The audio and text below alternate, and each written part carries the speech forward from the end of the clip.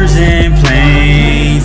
See that woman in the window, watching the clouds go. Birds and planes. See that woman in the window, watching the clouds go. Birds and planes. See that woman in the window, watching the clouds go by. The Woman in the Window is a new movie directed by Joe Wright, and this film stars Amy Adams, Gary Oldman, Brian Tyree Henry, and Wyatt Russell. Amy Adams plays a character named Anna Fox, who is an agoraphobic child psychologist who finds herself keeping tabs on a picture-perfect family across the street through the windows of her New York City apartment. Then her life is turned upside down when she inadvertently witnesses a brutal crime in this psychological thriller. And we have the movie The Woman in the Window. I love psychological thrillers that I'm intrigued. I get to open up my mind and stuff like that. I get to break down this film to the core, learn about certain elements, try to compare it to life and things in that nature. Just, I love going really deep in the trenches within, getting close to the words, the script. Going into this movie, I had a little bit of excitement. It has Amy Adams in the movie, Gary Oldman, and also Joe Wright directed Darkest Hour, which won an Oscar. And Amy Adams, the performances from the cast, Amy Adams, she plays an agoraphobic child psychologist. She lives within the window. She doesn't like going outside because if she goes outside, it triggers her anxiety. She has to stay indoors for most of the movie. And most of the movie, she pretty much was staying indoors.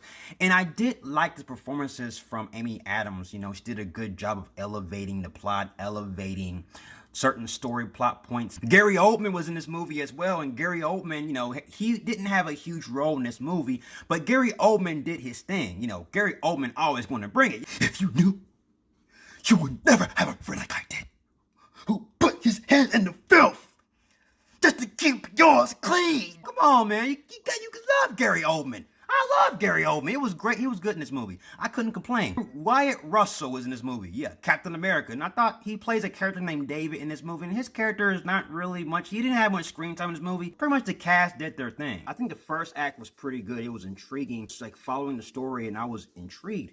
I was impressed because there were certain ideas that they were elevating and they was introducing to the audience. So when you're watching the movie, you're like, okay, I'm really interesting. But then there is some development with the character of the main character, Anna Fox, who played by Amy Adams. There's character development that kind of breaks down her psychological mind. And then you, the audience, are watching it, and I'm just like, this is some good stuff in that first act. And then it goes into the second act, and then it elevates the plot even more, which I was like, wow. In the second act, there was a scene where all the characters were in the room. You have Gary Oldman's character, Brian Tyree Henry's character, Wyatt Russell's character is in the movie. All of them in the room, including Amy Adams' character, and they all discussing and breaking down Anna Fox's mind, where they were questioning her perception of reality. And when you're watching the movie, there are certain imageries and certain scenes where you're like, okay, the character is actually experiencing something, but then later on to that second act, you realize that scene you watched in the first act could have been a dream, or it could have been reality. So now the other characters in the movie are breaking down the main character's psyche, and it's kind of like breaking down your psyche as if you're trying to figure out, is the main character in this movie going crazy, or is she being real, or the other characters are just being ignorant and not fully understand the situation. You can't really pick a side, which I absolutely like, and I was getting involved into the plot. And then it got into the third act, and this is what led into some of the smaller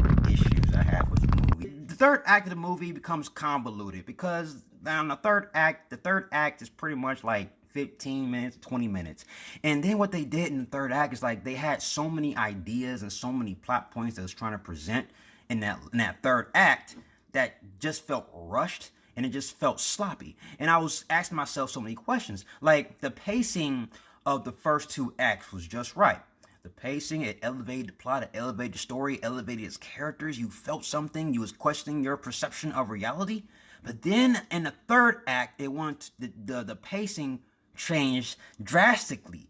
And then the film won until it felt like the film ran out of budget and they were just rushing the movie, and they had so many ideas and so many plot points they was presenting in the third act, it made the movie feel convoluted and rushed. It almost felt like you was watching two movies at once. Like the first two acts is the first movie. I mean, and then when I asked myself these questions, the movie ended. So it didn't really answer my questions, and I'm just like, this movie was sloppy to me in the third act. Overall, you'll be entertained while watching this movie. In the first two acts, it'll get you involved, but the third act does take you out of the movie for a bit. There's times you might find yourself laughing at some of the plot points and plot ideas they present on screen. And that third act really did bog down this movie to the T. Like the first two acts, I was captivated.